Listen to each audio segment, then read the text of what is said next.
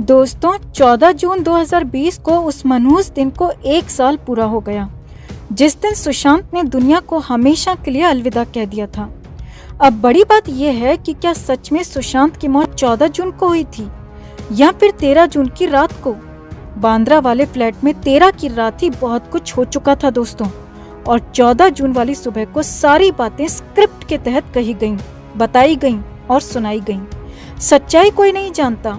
अब जबकि सुशांत को गए 1 साल हो गया तो इन दिनों हर कोई सुशांत की ही बातें कर रहा है। कृति सेनन हो या फिर अंकिता लोखंडे, नितेश भारद्वाज हो या फिर प्रतीक बब्बर, हर कोई सुशांत को अपने अपने तरीके से याद कर रहे हैं, कुछ दिल से तो कुछ दिखावे के लिए।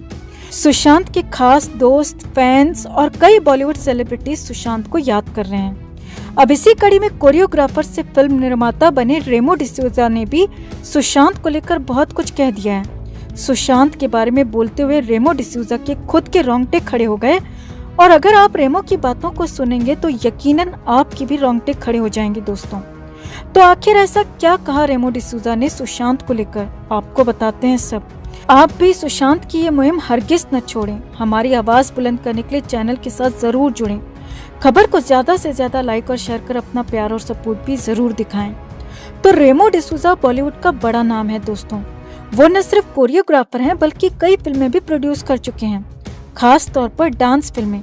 रेमो की बॉलीवुड में कितनी चलती है सब जानते हैं। मतलब अगर वो डांस फिल्में बनाते हैं तो यकीनन उनके दिमाग में भी सुशांत का नाम कभी न कभी जरूर आया होगा, क्योंकि सुशांत सिंह राजपूत बेहतरीन डांसर थे। वो डांसिंग में बेहद प्रोफेशनल थे, मगर रेमो ने कभी भी सुशांत को अपनी फिल्म में कास्ट नहीं किया। अब जबकि सुशांत सिंह राजपूत इस दुनिया में नहीं है तो और लोगों की तरह रेमो भी सामने आए और एक न्यूज चैनल को दिए इंटरव्यू में कहा कि वो जब भी सुशांत सिंह राजपूत के बारे में सोचते हैं तो उनके रोंगटे खड़े हो जाते हैं, क्योंकि सुशांत ने मुझसे कुछ ऐसा कहा था जिसे याद कर मैं आज भी आधी रात को नींद से जाग उठता हूँ। मेरा रोम रोम खड़ा हो जाता है। रेमो ने यहाँ पर सुशांत की एक आखिरी ख्वाहिश का भी जिक्र किया और कहा कि उन्हें सुशांत की मौत का बहुत अफसोस है। काश वो साथ होता तो मैं उनकी कही बात को पूरा कर पाता। एक न्यूज चैनल से बात करते हुए रेमो ने कहा, सुशांत ने एक बार मेरे साथ एक डांस बेस्ड फिल्म करने की इच्छा जाहिर की थी जब वो अपनी फिल्म को प्रमोट करने रियलिटी शो डांस प्लस में आए थे। रेमो ने कहा, सुशांत की उस बात को याद करते हुए मैं आज भी डर जाता हूँ और मेरे रोंगटे खड़े हो जाते हैं, क्योंकि मैं जानता हूँ कि सुशांत बेहतरीन परफॉर्मर था, कमाल की परफॉर्मेंस देता था। वो वाकई में अमेजिंग डांसर था।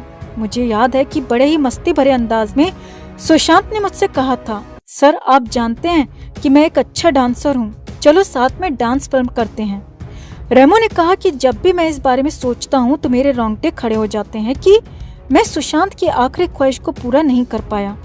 उन्होंने कहा, इतना अच्छा डांसर था सुशांत, मगर बॉलीवुड में क्यों उसके डांस की कदर नहीं की गई।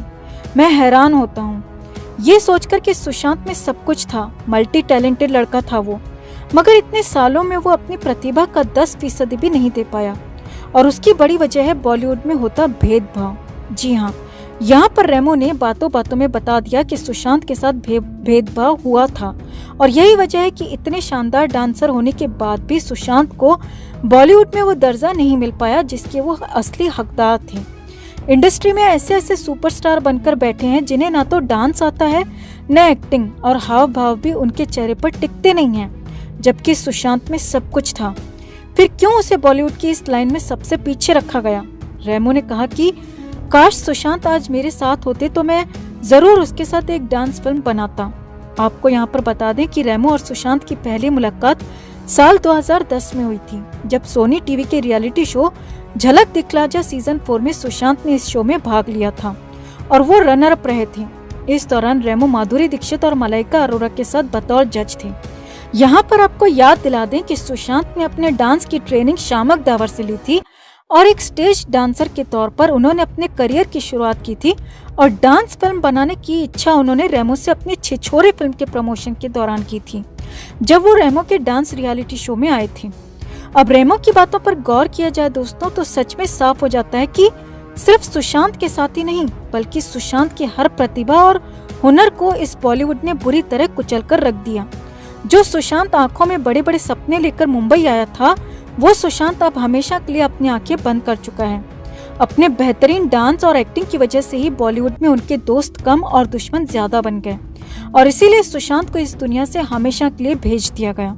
बॉलीवुड के ये गुंडे, ये गैंगबाज, आउटसाइडर, टैलेंटेड एक्टर्स का करियर बर्बाद कर इस इंडस्ट्री में सिर्फ अपने भाई भतीजावाद को ही चलाते रहना चाहते हैं, रियल टैलेंट को नहीं। लेकिन अब वक्त आ गया है कि हम इनको इनकी औकात दिखा दें और बता दें कि हम सिर्फ और सिर्फ रियल टैलेंट को सराहेंगे, ना कि इनके भाई, भतीजा या जीजा को। अगर आप भी हमारी बातों से सहमत हैं दोस्तों और यही चाहते हैं तो जस्टिस फॉर सुशांत एंड दिशा के लिए इस खबर को लाइक और शेयर कर अपना प्यार और सपोर्ट जरूर दिखाएं। साथ ही कमेंट कर अपनी राय भी शेयर करें। हर अपडेट के लिए बने रहें हमारे साथ, क्योंकि आप हैं तो हम हैं। दोस्तों, यूके में ऐसी कई कंपनीज हैं जिनमें डायरेक्टर के तौर पर सलमान खान का नाम है और कुछ तो एक ही एड्रेस पर रजिस्टर हैं। उन सभी कंपनियों में नाडिया एलिजाबेथ रॉबर्ट जेम्स नाम की एक डायरेक्टर हैं। IMDb पर उनके बायो के अनुसार वो सलमान खान की पत्नी हैं और अनिल अंबानी के रिलायंस एंटरटेनमेंट में स्टेक होल्डर हैं। नाडिया के बारे में लिखा है कि वो एक लॉयर हैं और ब्रिटिश एंटरप्रेन्योर भी हैं। इसमें साफ साफ लिखा है कि वो स्क्रीन राइटर सलीम खान की बहू हैं।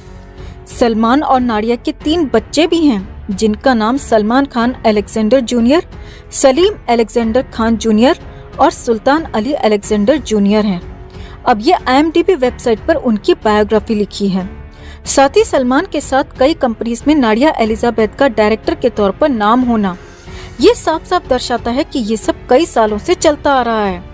देशवासियों से पैसा कमाओ और उन पैसों को फर्जी कंपनीज के नाम पर बाहर भेज दो। मोदी क्यों इन सब के दुश्मन हैं, आप समझ जाइए। राहुल गांधी की भी ऐसी कई कंपनीज हैं दोस्तों। अनिल अंबानी के रिलायंस एंटरटेनमेंट का भी लिंक बॉलीवुड वालों से है। आगे की वीडियोस में हम आपको उनकी डिटेल्स भी बताएंगे। बस आज के बाद अगर कोई पूछे कि सलमान ने शादी क्यों नहीं की, तो उसको IMDb का लिंक भेज देना। स्क्रीनशॉट तो रख ही लीजिए आप लोग। हो सकता है कि ये डिलीट हो जाए, हो सकता है हमारी ये वीडियो भी डिलीट कर दी जाए, इसीलिए इसको भी डाउनलोड करके रख सकते हैं। सारी जानकारी इंटरनेट पर अवेलेबल है। कई देशभक्त इन माफियाओं को एक्सपोज कर रहे हैं। आप उन सब का साथ दीजिए दोस्तों।